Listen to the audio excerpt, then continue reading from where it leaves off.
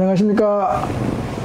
동네내과 김상목 원장의 넷장으로 삽시다 신바람 강의 제 86강을 시작하겠습니다. 지난 강의에 이어서 동기부여, 변화를 위한 동기부여, 거기에 대한 예를 들어서 예가 되겠는데, 라포와 인간관계, 그것에 대해서 이야기를 해보겠습니다. 라포라면 이제 영어로 영어인가 불어인가는 잘 모르겠습니다만은, 하여튼 라포는 서로 소통한다고, 그런 설득을 하고 좀 관련이 있는 건데, 서로 소통, 서로 의견을 주고받고 이야기하고, 서로 배려를 하고, 상대방의 의견을 무시하지 않고 존중해주고 배려를 하고, 그런 게 우리 문화에 꼭 필요합니다. 선진국으로 갈수록 그게 강한데, 이제 예를 들어서 그런 소통이, 뭐 대통령도 소통을 잘 못하잖아요. 그거 다 알고 있잖아. 그러니까 우리 국민이 뭐 한 1류나 2류가 되고, 지도자들은 2류, 3류 정도밖에 안 될 것 같고, 기업인들은 한 2류 정도 될 것 같고, 국민이 이제 1류가 되는 거죠. 그러니까 상당히 우리 국민의 수준이 높습니다.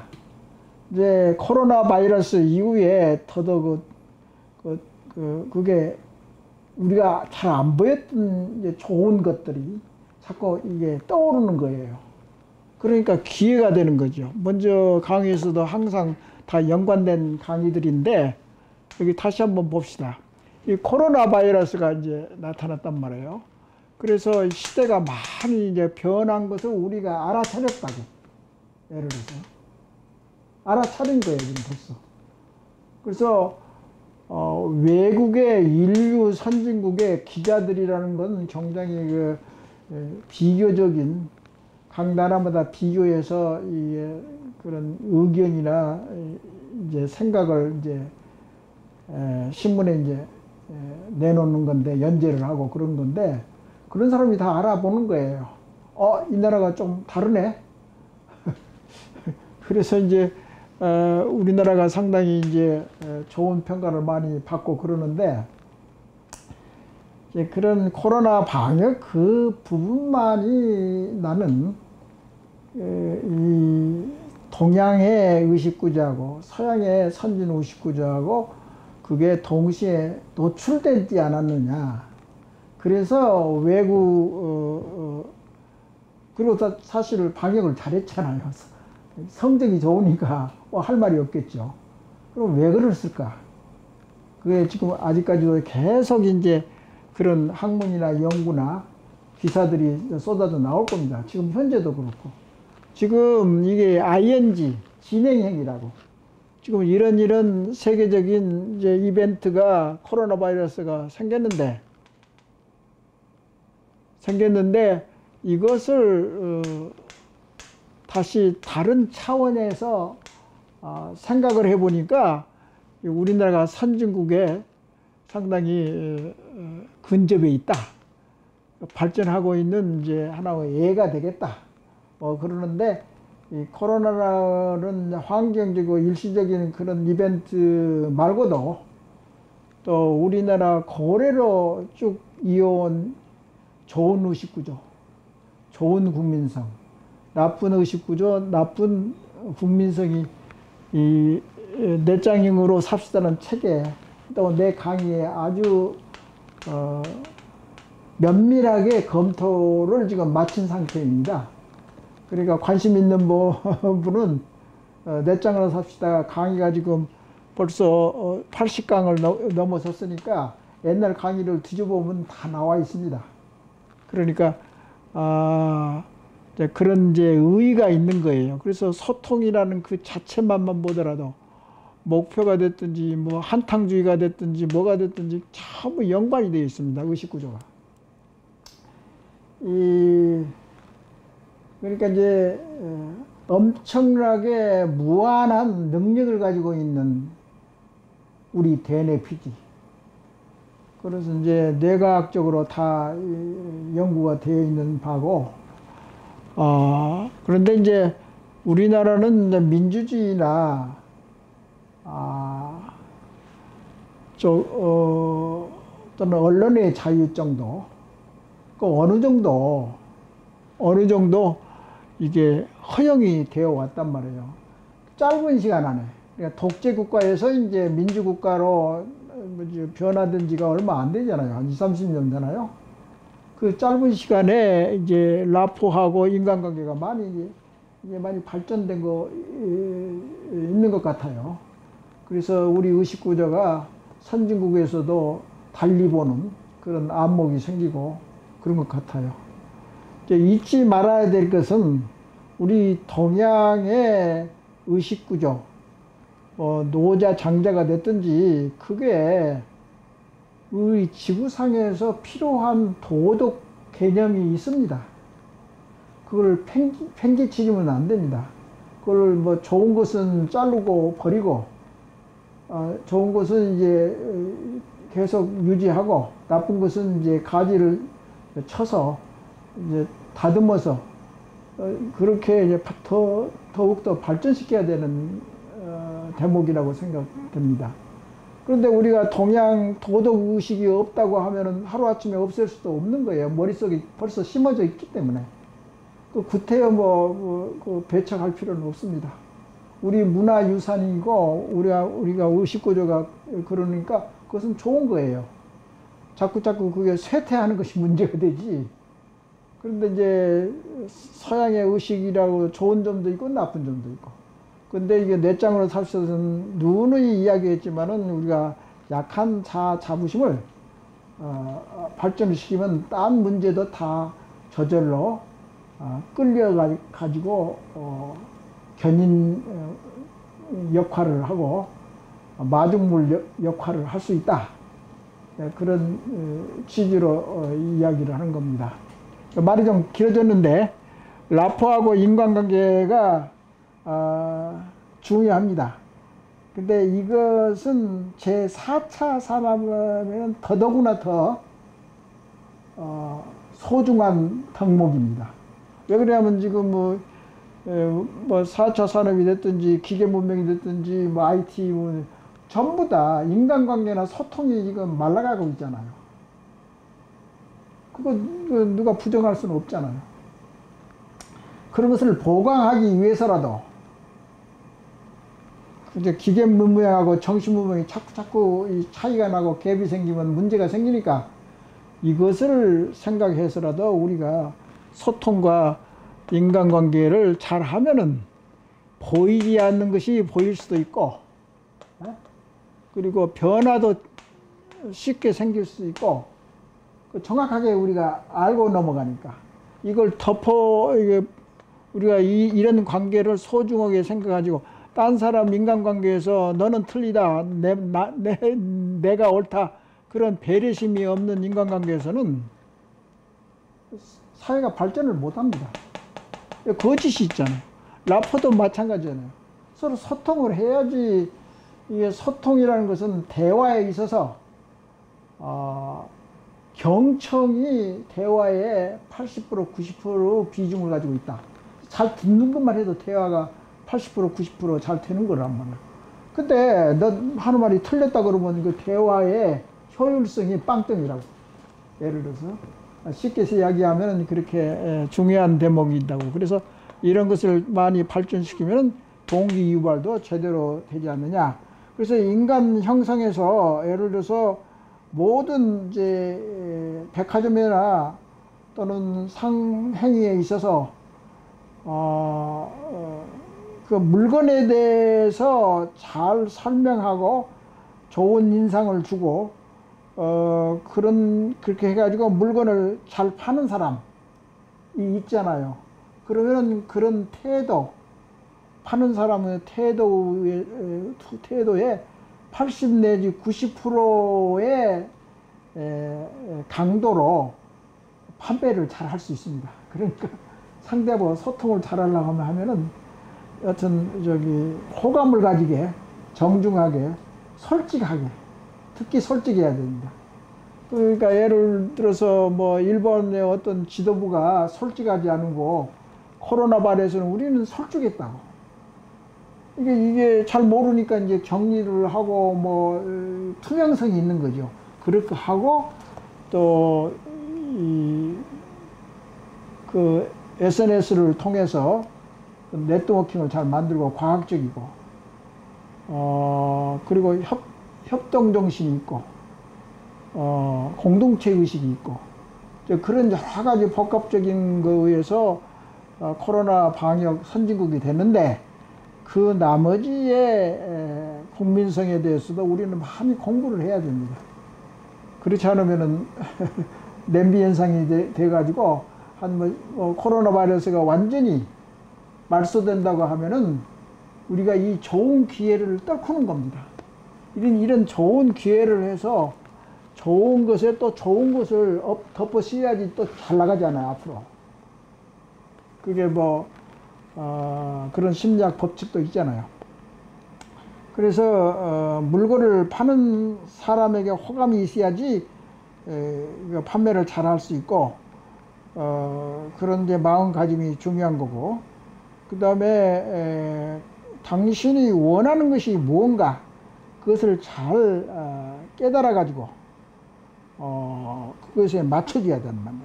그리고 이런 경우에 비언어적인 라포, 그러니까 말로 하는 건 아니고 몸의 움직임이랄지 눈에 이제 눈빛이 어떻게 변한다든가 눈의 이제 움직임이 그 말 없는 비언어적인 그런 맞장구 서로 일치시키는 거죠. 그런 걸 함으로써 또 상대와 목소리가 변한다, 어떤 것을 잘 이렇게 감지를 하고 그 눈치 빠르게 그렇게 온 이제 이 신체와 뇌의 시스템을 총동원해 가지고 그렇게 하면은 효과가 있다. 그리고 거기에 이제 변화나 아이디어가 생길 수가 있다. 그래서 예를 들어서 면접관에서 면접 시험을 볼 때도 항상 이런 것이 총동원됩니다. 면접관도 그렇고 면접을 받는 사람도 마찬가지고 정신을 똑바로 차리고 머리를 잘 이렇게 탐색을 해야 됩니다. 자기를 잘 굴려야지 머리를. 그런 것들도 쓸 수 있고, 저 중개업자 뭐 다 아시겠지만 이제 중개업소에 가면은 이제 방이 있느냐 없느냐 뭐 가격이 어떠냐 이렇게 잘 물어보는 것은 눈치를 이제 보잖아요, 다. 그러면 대가 감을 잡거든, 대가. 이 사람이 거짓말을 하는지 아는지도 알 수 있는 거고. 그래서 모든 모든 판매원도 마찬가지고 솔직해야 된다고. 그래야지 이게 소통이 잘 되는 거지. 그렇지 않으면 역효과를 나타내는 거죠. 그래서 예를 이제 한 가지 내가 들어보면 이렇습니다. 이제 내가 내 병원에서 회진을 돌고 있을 때 환자들이 이제 간호사하고 이제 언쟁이 붙어요. 그러면 이제 간호사가 잘했네, 못했네, 또는 환자가 뭐 잘했네, 시끄럽고 막 그러잖아요. 그러면 날땐 이제 원장이 거기에 개입을 하는 거죠. 그러면 내가 항상 하는 패턴이 있어요. 환자 편을 들어준다고 내가 속이 붙어서. 그렇습니까? 그렇게 생각할 수가 있겠네요. 주의를 하죠.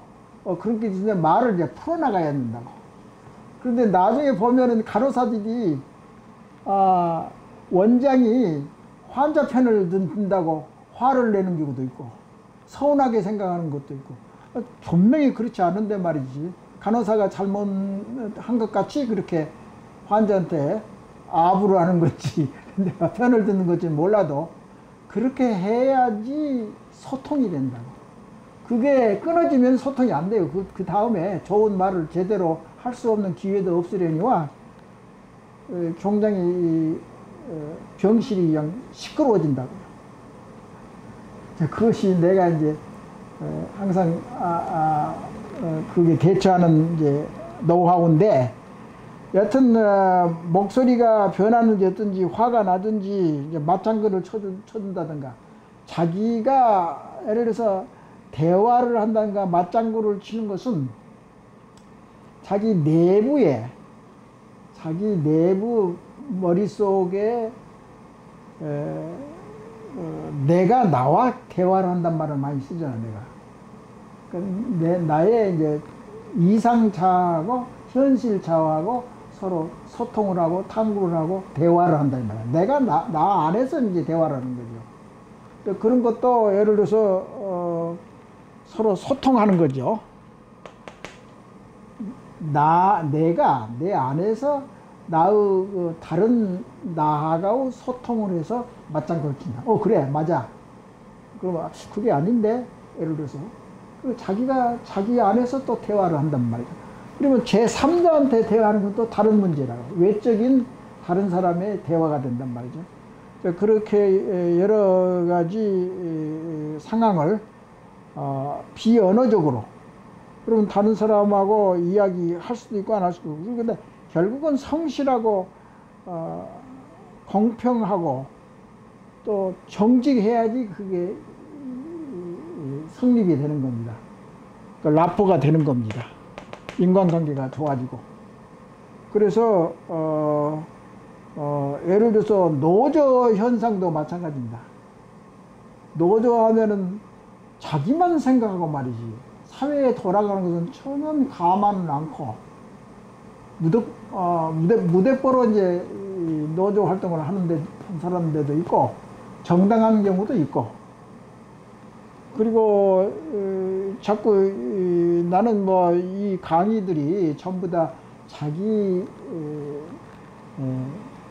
정신적인 성숙함을 훈련하는 그런 이제 이런 강의에 있어서 정치에 대해서는 이야기하고 싶지 않지만은 답답한 친구들이라고, 정치하는 사람들. 왜 그러냐면 자기만 옳고 땅에는 틀리다고 이제 그런 식으로 그런 태로 나오면 싸움이 뭐 맨날 뭐 백날 백일 전부 다 싸움으로 다 끝날 건데, 그런 것은 이런 정신적인 여유나 마음의 여유나 또는 이 총체적인 이런 판단 능력이 또는 우리의 의식구조와 국민성에 하나의 문제거리가 있습니다. 그걸 해소를 하지 못하고, 그 다음에 이제 자기의 기득권을 놓치지 않으려고 그냥 애를 쓴 것 보면 참 한심하죠. 그래서 정치도 기회가 없는 층을 기준으로 해서 정치를 하고 논해야 되는데, 기득권이 자기한테 기준을 세워가지고 거기에 맞게 정치를 하면은 맞지를 않지 않나요? 그런 이제 정신적인 폭이나 이해가 굉장히 뒤떨어졌다고 봐요. 그건 학벌이나 자기의 기존의 권력이랄지 금전적인 거랄지 학벌이랄지 혈연, 지연 그런 건 또 관계가 없습니다. 그건. 그러니까 아직도 후진적인 의식구조나 국민성을 가지고 있는 사람들이 기득권자라고 난 그렇게 생각합니다. 그거에 뭐 치우쳐서 이야기한 게 아니라 이런 분야에 대해서 공부를 해보니까 정말 진짜더라고. 리얼한 그런 데이터가 뒷받침해 주는 겁니다. 그래서 이게 주장이 좀 많은데 좋은 방향으로 해서 열심히 떠드는 것은 좋은 건 아닙니까? 그리고 사실은 제도권, 기득권의 눈치를 많이 보고 있는 매스컴이나 또는 이제 뭐 TV가 됐든지 신문이 됐든지 전부 다 제도권이라고. 그걸 중심으로 돌아간다고. 광고도 거기서 나오고. 그러니까 하여튼 상업적인 면에서는 그분들이 진짜 진실이 뭐인가, 자부심, 진실이 뭐인가, 라포하고 인간관계에서 진실이 뭐인가, 그런 것이 소통이 잘 안 되기 때문에 기득권 세력이 기득권의 매스컴을 이제 예를 들어서 통하고, 근데 사실 나는 그런 백그라운드가 없기 때문에 유튜브가 상당히 좋습니다.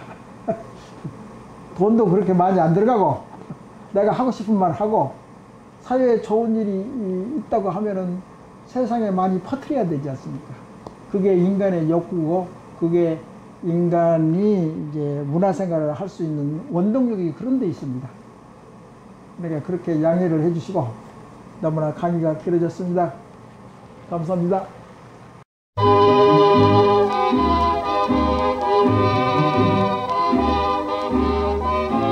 예, 내과 의사 김상봉입니다. 뇌짱으로 삽시다. 신바람 강의 제 18강을 시작하겠습니다. 근데 지난 강의에서도 이야기했지만은 일본하고 우리나라하고 관계가 상당히 지금 계속적으로 이어서 사회 이슈로 화두로 계속 나갈 것 같습니다. 그래서 이것 중에서 제일 알기 쉽고 우리가 행동으로 나타낼 수 있는 것 중에 하나가 불매운동이 아닌가. 이것은 개인의 자발적인 행동을 주로 하고 있습니다. 정부에서 불매운동 하는 것은 좀 어색할 뿐만 아니라 품위도 떨어지고 국제 의식들이 이렇게 하면 안 되죠. 국가는 국가대로 하고 또 개인 자발적으로 하는 것은, 그것은 애국심이라는 것도 마찬가지입니다. 우리를 우리가 옹호하는 것이 애국심입니다. 그것을 저버리는 선주권은 아무도 없습니다. 아무데도 없습니다. 그건 자연스러운 겁니다. 그렇기 때문에 이중 의식구조로 그렇게 거꾸롭게 생각할 그런 단어가 아닙니다. 선진국에서는 얼마든지 불매운동을 하고 있고 과거에도 그렇고 지금도 그렇고, 그래서 그 불매운동이 적어도 개인의 자발적인 행동이라고 보고 이야기하고 그 한 예가 되겠습니다. 그래서 정치도 과거에랑 달리 국민과 같이 하는 것이 정치가 지금 그런 추세로 되고 있습니다. 그래서 이제 여기 불매운동은 개인적인 운동이기 때문에 개인 자아의식, 개인이 결정하고 자유스럽게 선택하고 결정을 해서 시행하고 행동하고 평가하고 전부 다 개인이 할 수 있는 겁니다. 그 과정이 바로 자아 자부심의 근본이 되는 겁니다. 그래서 이것을 이제 샘플로 이렇게 제목을 붙여볼 수 있는 건데, 지난 제 11강을 보십시오. 제 11강을 보면은 이제 처방 3라고 되어 있잖아요. 한국병이 나쁜 것이 됐든지 또 좋은 한국의 의식주가 됐든지 합해서 그런 진단이 나왔으면 의사가 하는 것 같이 진단을 내리면 처방을 의사가 내려야 되지 않습니까? 근데 우리나라의 매스컴이나 이 모든 게 진단만 그냥 소란스럽게 내고 대안이나 해답이나 처방을 내는 사람이 그렇게 많지 않습니다. 그게 문제입니다. 그렇게 해가지고 어떻게 일본을 이길 수 있습니까? 여기서 이제 아까도 이야기한 것이 이 뇌짱 개념은 한 가지 개념을 가지고 여러, 저번에 강의에서도 이야기했지만 하나의 화살을 가지고 11마리의 새를 맞출 수 있는 그런 이점이 있는 공통되고 여러 분야의 적용할 수 있는 개념이 넷장 개념입니다. 예를 들어 보시죠. 의식계요. 예를 들어서 기업이나 행정이나 교육, 특히 교육계. 또 뭐 자기 계획은 이제 결국은 이제 자라나는 어린애들의 의식을 좋은 걸로 심어주려면은 부모와 교사가 혁신을 해서 좋은 것을 심어주기만 하면 됩니다. 그러니까 생후부터서 5살까지는 무조건 주입식을 해도 괜찮습니다. 그 이유는 이제 다른 방식을 취해야죠. 그리고 여기서 이제 저출산 대책도 마찬가지입니다. 이게 인생이란 것은 뭐냐? 그러면 죽고 난 다음에 우리 영혼은 어떻게 될 거나? 근데 나는 의학자로서 지금 영혼이 어떻게 되느냐? 그건 뭐 모르니까 그건 뭐 왈가왈부 할 필요도 없다고 생각합니다. 단 내가 DNA하고 후생 유전자를 알고 있기 때문에 부모의 그런 성질이나 또는 이제 모든 부모의 복사품이 그건 유전자이기 때문에 그것이 이제 자손한테 이어갑니다. 그게 영혼입니다. 나는 그렇게 봅니다. 그렇기 때문에 사실 죽음 뒤에는 어떻게 될지 모르니까 두려운 사람도 있고 허망할 수도 있고 그것을 메꾸기 위해서는 우리 정신 문화가 애를 가져야 됩니다. 그게 아주 자연스럽지 그것을 그러니까 예를 들어서 인생의 본질은 뭐냐? 본성은 뭐냐? 사랑. 두 번째, 자유스럽게 행동하는 거. 세 번째, 딴 사람을 도와주는 그래서 명예를 자기를 프라이드나 자부심을 갖추는 것. 그것도 하나의 욕구인 것입니다. 그래서 불매운동을 예를 들었는데 여기 이제 설명이 다 끝나는데 여기 이제 중요한 것이 있습니다. 넷장으로 하면 스트레스를 줄이고 집중력과 몰입을 올리고 창의력을 높이고 의지력도 강해지고 도전 정신이 강해지고 이런 여러 가지 잡다한 긍정적인 효과를 볼 수 있잖아요. 그런데 이 시대상에서 우리가 액션을 취해가 있는 불매운동을 보면 재밌습니다. 이게 그러니까 개인적인 활동이나 행동이나 모든 것이 자부심까지 자신이 자유롭게 행동하고 결정하고 이제 평가를 받는 건데 그래서 동시에 개인적인 행동이나 표현을 발설하고 그런 것은 인류의 보편적인 진리고 가치입니다. 그것을 왜 억누를 필요가 있어요? 그래서 그러니까 이제 언론의 세계란 말을 표현했는데 사실은 서양 사회가 현재도 정신 문화를 이끌고 가고 있습니다. 우리 전 세계적으로. 그것은 이제 저번에 그 서양 의식구조 강한 개인의 참되고 왜곡되지 않는 자부심을 기르는데 핵심적인 사상이 뭐냐 하면은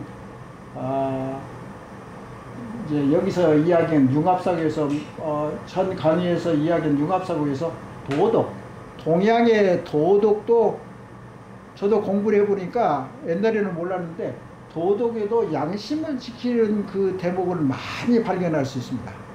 우리가 사장을 한 거예요. 이것을 하도 유고에 나쁜 것만 다 이렇게 머릿속에 이제 심어지는데 좋은 점이 많더라고요. 특히 초기 유교에서 공자맹자의 초기의 유교에서는 성리학에서는 좀 왜곡된 점이 있을 수도 있는데 그래서 동양 문화하고 서양 문화를 융합하는 것이 이제 이점이 있다.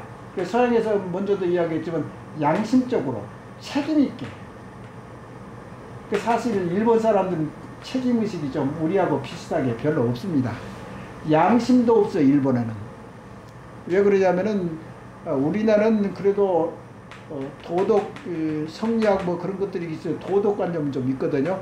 일본 사람은 도덕이나 유교를 잘 가르치지 않았어요. 힘 있는 사람만이 사무라이가 됐든지 막구가 됐든지 천황 뭐 힘도 없는 사람이었는데 그 당시에는 그러니까 힘이 센 사람이 통하고 또 국민들도 일본 국민들도 그 뭐 힘에 의해서 누르면 잘 복종하는 민족이라고 그랬잖아. 그렇기 때문에 그런 사고의 틀에 깨어나려면 한참 어렵습니다. 일본은.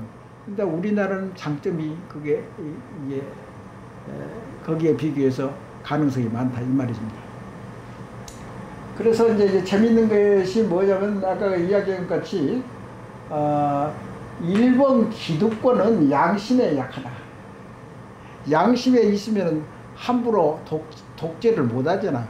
아베 정권이 지금 30년 40년 같은 당 하나에서 독재 국가를 지금 이루고 있는데 그래도 우리나라는 그래도 여당 야당 싸우기도 많이 하잖아. 그리고 정신문화라는 것은 굉장히 다양성 있고 혼란스러운 상태에서도 우리가 선택을 하고 그러면은 정신문화가 더 많이 발전합니다. 역사적으로 다 알고 있지 않습니까?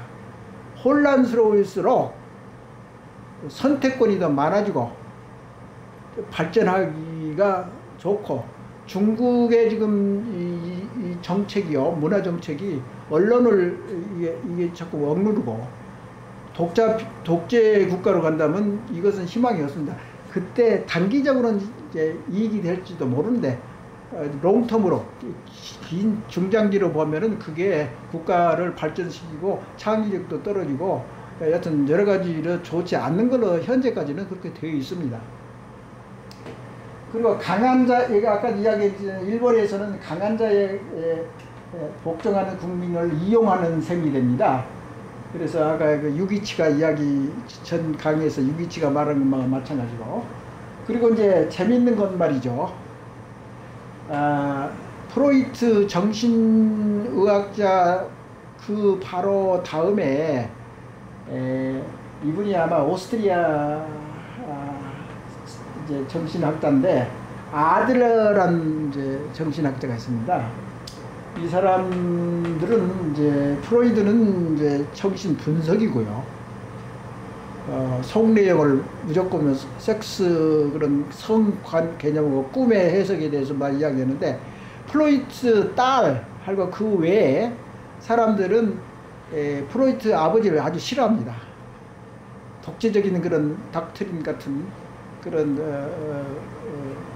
권위적인 사상이 있기 때문에 근데 이제 이 프로이트 딸은 자아 자부심을 상당히 공부하고 좋아하는 그런 학물로 내가 알고 있습니다. 그래서 이 아들러는 어떻게 생각을 했냐면은 이분은 이제 찾아보면은 긍정적인 개인 심리학의 창시자입니다. 그러니까 환자나 정상인 사람을 깊이 이게 파헤치질 않아요. 상대 환자의 나쁜 의식이랄지 죄스러운 거 창피한 거 그걸 자꾸 뒤집어 가지고 자꾸 화내려고 그러는데 아들은 그럴 필요가 없지 않느냐. 인간으로 태어나서는 그대로 받아들이는 것이지 그걸 왈왈왈 할 수 없는 거다. 그래서 이제 이제 아들러가 이제 관해서 이제 일본 어느 이제 작가가 아마 심리학자일 거예요. 그분이 책 타이틀이 미움 받을 용기라는 이제 이 저서명이 있습니다. 그것이 우리나라에 이제 번역되어 가지고 한 1년 전인가요? 좀 책도 많이 팔고 그랬는데 사실은 이분이 일본 사람이기 때문에 이런 타이틀을 붙인 이유는 미움을 받는다 그 말은 집단적인 사고방식에서 조금 소수적인 의견이나 돌발적인 의견을 아주 싫어하고 모든 사람들이 노도 못하고 예스도 못하고 항상 노는 못하죠. 그러니까 이거 국민들이 조금 독창적인 무슨 아이디어가 있다고 그러고 그것을 그 따라가는 거지 자기가 무슨 잘났다고 노 할 수 있느냐. 그래서 일본에 이제 과거에는 이제 일본도 노라고 할 수 있는 권리를 찾자. 특히 미국에 대해서 그런 운동도 있었는데 이것은 사람 뒤집어서 이야기하면 미움을 받을 용기라고 집단에서 폐해를 줄 수도 있다 이 말이에요. 지금 일본이 사고의 경직성을 가지고 있거든요. 그러니까 2차 대전 이후에 정치도 미국이 만들어진 정치 시스템이고, 심리학도 결국은 평온하고 전쟁을 하지 않았고, 열심히 일하고 열심히 무역해가지고 부자 나라가 되는데 그 뭐 꿀릴 것이 없단 말이죠. 그래서 집단의 눈치와 비교의식을 접고 용감하게, 그러니까 이제 일본 국민들은 이제 소심이도 많고 약한 자신이 많잖아요. 그걸 뛰쳐나가서 자기 자유를 찾자 이게죠. 그것을 선택하는 데 있어서 그 이제 자유를 찾자 그러는 서양의 이제 지금 현재의 사고와 같은 쾌를 같이 하고 있는 건 아니니까. 그래서 이제 여기서 이제 그렇게 좀 저기 모난 소리를 하면 왕따 당한다고요. 모난 소리인 거를 하면은 그것도 아이디어가 좋네. 이제 서양 사람 같으면 그 일리가 있네. 네 의견은 그러니까 그럴 수도 있겠다. 그러니까 소수 의견을 옹호해주고 수용하고 그 다름을 인정해주는 서양 의식 구조가 자아 자부심이 개인적으로 판단하고 이해하고 추구하고 행동하는 기준이 내부에서 찾는 거죠. 밖에서 눈치 보고 비교하고 그거 절대 아닙니다. 그게 상당히 틀린 이야기입니다. 그래서 우리가 불매운동을 할 때도 예를 들어서 힘 있는 서구라는 것은 개인의 자유와 양심과 자기가 하고 싶은 대로 하는 거, 자유로운 거, 이것을 하는 게 불매운동에 힘을 실어주는 것이 서구의 사상입니다. 그래서 세계적인 여론을 할 때도, 여론전을 할 때도 이것을 건드리고 이슈화하면은 서양 사람이 다 이런 스타일로 이해를 합니다. 그래서 예를 들어서 아베 총리가 국민들은 다 괜찮은데 아베가 지도자로서 너무나 오만스럽다. 그리고 진리에 어긋난다. 세계의 보편적인 진리의 기준에 어긋나는 거죠, 이건. 왜 그러냐면 임진왜란 때도 야심을 품고 쳐들어왔지. 구한 말. 그래도 그랬지. 이번에는 경제적으로 완전히 이게 의도적으로, 자연 발생이 절대 아닙니다, 이거. 의도적으로 공격을 하고 싸움을 걸어왔기 때문에 지도층이 나쁜 사람들입니다, 사실은. 국민들은 몰라도. 그래서 이 불매운동 나는 찬성하고 이것을 이슈하고 자꾸 이슈하고, 특히 위안부랄지 식민지를 당한 사람들은 소리를 높여야 됩니다. 미국 생활에서 내가 배운 것이 있습니다. 뭐냐면 자기의 소수 의견도 얼마든지 개성을 발산하고 의견을 제시하는 겁니다. 근데 우리나라 강의실에서는 말이죠, 자기가 물어보고 토론하는 것이 없습니다. 그 자체가. 좀 정장이 차이가 있잖아. 그런 의미에서 여론, 세계적인 여론 국제화도 나는 아주 좋다고. 단 중장기 이게 의식 구조를 어떻게 우리나라에 힘을 기르느냐 이거죠. 힘. 근데 우리나라가 우리나라의 내막을, 속을 잘 알지도 못하고, 또 일본도 잘 못하면 어떻게 이길 수가 있습니까? 이게 머리 속성은 많이 뇌과학에서 많이 파헤치고 연구된 학문입니다. 그것을 무시하고 따르지 않으면은 나 상관없어. 노력을 안 씁니다. 공공생활에서 중요성을 모르고 있습니다. 일본 사회는 초기부터 상급 계급이 많이 발달했습니다. 영치유신 그 이전에도 그렇습니다. 성리학은 이제 그만두고, 일본은 그러지 않습니까? 자원급제 그 제도 없고, 그 상급이 많이 이렇게 해주고, 또 현실적인 것이 많습니다. 일본 공공 기관 같은 그 개념 같은 것도 일본이 있었고, 그 명치유신 이전에도 말이죠.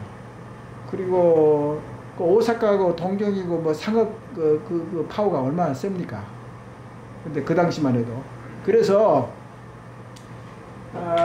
마무리를 이번 강의에 할 수 있는 것은 불매 운동은 아주 선진국의 개념이나 차원에 있어서 아주 자연스러운 겁니다. 그 인간의 진리나 자기의 억울함이나 그런 것을 표현하지 못하는 것은 말도 되지도 않습니다. 그런데 이제 국가 차원에서는 또 뭐 전쟁 논리가 있고 헤게모니고 그리고 여러 가지 전략과 전술이 필요하겠지만 국민은 이걸로 얼마든지 파쳐해 갈 수 있고, 나의 생각은 일본이 유엔에서 상임이사국이 되고 싶어 하는데, 독일하고 일본이 이런 사고방식은 일본은 절대 상임이사국 자격이 없습니다. 기초가 안 돼 있어요. 그러니까 그런 것 저런 것을 잘 연구를 해가지고 우리가 경제적으로도 이제 곧 이기겠지만 정신적으로만이라도 일본을 이길 수 있습니다. 왜 안 합니까? 그 안 하는 것 자체가 멍청하지 않습니까? 국민이 수준이 낮고. 어떻게 그 설명을 합니까? 너무나 배람되게 이야기해서 죄송합니다.